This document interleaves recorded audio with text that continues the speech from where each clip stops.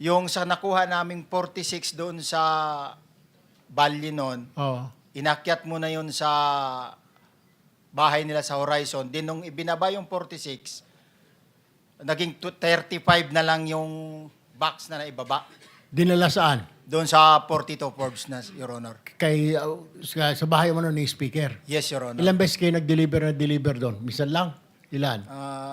Ako, during that time, 3 beses sa akin, pero based doon sa group chat namin is, kasi namumonitor ko po yung group chat ng movement ng duty ng basura, is 3 times a week, most likely, lalo na pag December. Pare-pareho ba yun?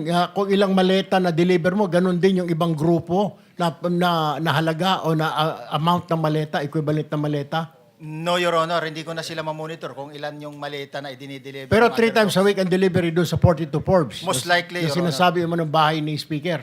Yes, Your Honor. Gaano ka tagal po ito? Ilang buwan po ito na 3 times a week, 3 times a week? Ilang buwan po ito? Nung time ko po, from December po yun, December eh. Hanggang? Hanggang nandoon po ako noon, ganun yung Kailan po yon? Kailan ba kayo malis? August 5 lang po.